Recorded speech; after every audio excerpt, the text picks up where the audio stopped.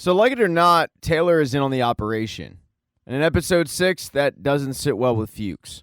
The three of them are surveying the location where the Bolivian boss will land once he finds out the stash house was hit.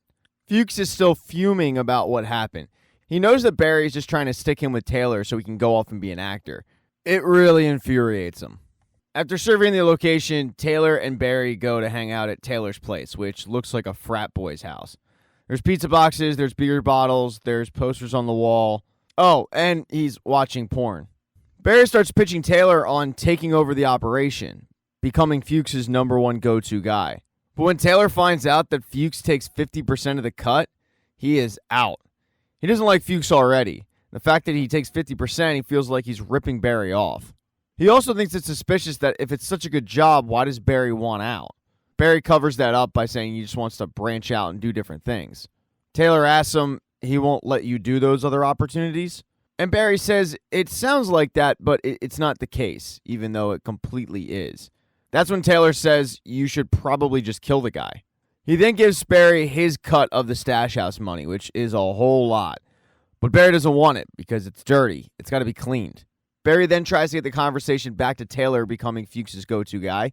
And he tells him that if he just gives Fuchs a chance, he'll see that he's a great guy. But the way that Taylor sees it, he could kill Fuchs, take that money he just gave him, and go off and live his dreams.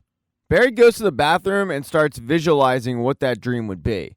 But as he's in there, Taylor is outside dumping all of that money into Barry's backpack. So when Barry leaves, he has no idea that he has a backpack full of dirty cash. Barry then heads off to acting class. While Barry and Taylor were talking about Taylor taking over the job, Goran, Hank, and Antonio head to their new stash house. As they're celebrating their mini victory, Antonio shows Goran all the photos he took of Barry not doing the job. He doesn't like Barry because Barry killed his brother, which Hank says, you got to get over that, man. But this backfires on Antonio. Goran gets angry at him because the whole point of hiring Barry was so there would be no connection to the Chechens. With Antonio following him around, there is now a connection. Goran tells him under no circumstance should he kill Barry. And if he can't kill Barry, Antonio's going to do the next best thing. He's going to try to kill Sally. Sally is at the acting class, as is Barry. And shortly after arriving, Barry feels the need to apologize to the class for jumping down their throats. They in turn apologize to him for being insensitive to his previous history. Barry then dips into his bag to get his script, and that's when he sees the money. He knows that he can't just walk around town with it. He's got to do something with it. So he runs to the bathroom, and he stashes all of it in the ceiling.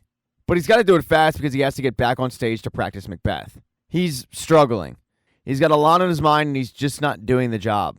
This prompts Gene to get up and start doing an exercise where Barry says something to Sally, and Sally says something back to Barry. It's the same exact words, but they're saying it differently. And the phrase that Barry decides to use is, I love you, which annoys Sally. Gene can't pick up on the fact that this isn't just a normal statement by Barry. These two have a history.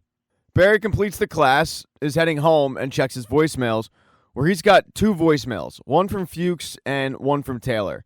Taylor's asking Barry if he's killed Fuchs yet. Fuchs is asking Barry if he's killed Taylor yet. Barry can't live like this. He knows he has to do something, so his solution is to call up Taylor and tell him that he's just going to do this job alone. He cites a lack of manpower and the fact that he wants to be low profile, and Taylor doesn't really react. He just keeps saying to Barry, Now that that's done, Barry can plan to do this job tomorrow by himself, like he always wanted to. But back at the acting class, Sally sticks behind to talk to Gene. She feels like her scene isn't working. She's not challenged by her role. So what she proposes to Gene is that she become Macbeth. Gene eventually agrees to it, and Sally is on cloud 9. She's thrilled. As she's walking out of the acting class, she's unknowingly being followed by Antonio, but she has a guardian angel. Janice had also stopped by the acting class. Her and Gene have been a regular thing for about a week, but she figured that she needed to break it off with him. After all, she still is investigating the acting class, even though every one of her coworkers says not to.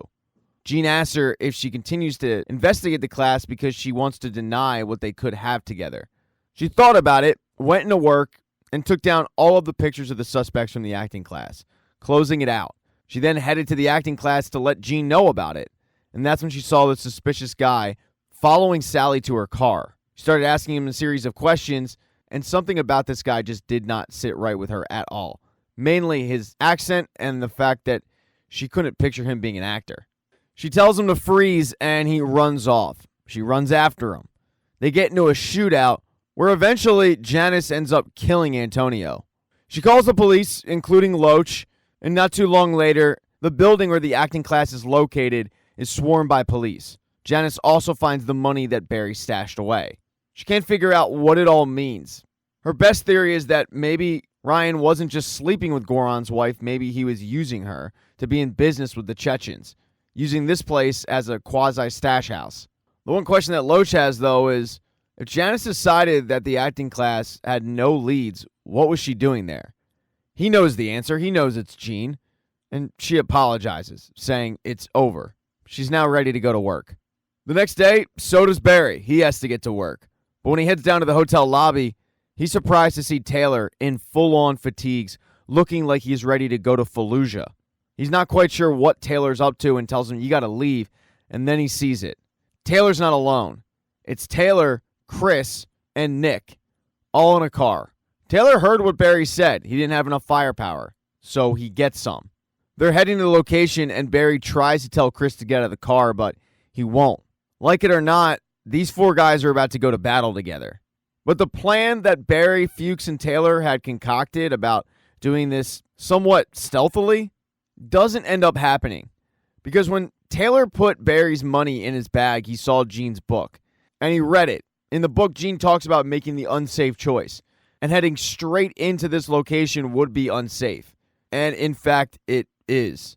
Barry begs and pleads for them to turn around, but Taylor doesn't do it, and the car is riddled with bullets, killing, at the very least, the two guys in the front seat, Taylor and Nick. Thank you so much for checking out this recap. Please consider subscribing to the channel. Hit thumbs up if you liked it. Smash that thumbs down button if you thought this sucked. Make sure to be nice in the comment section. If you don't see the next video up in the end screen there, I'll get it up in a few days, not to worry. And I have merchandise, so go buy a mug or something. It's never too early to think about Christmas gifts, folks. Once again, thank you for checking out this recap.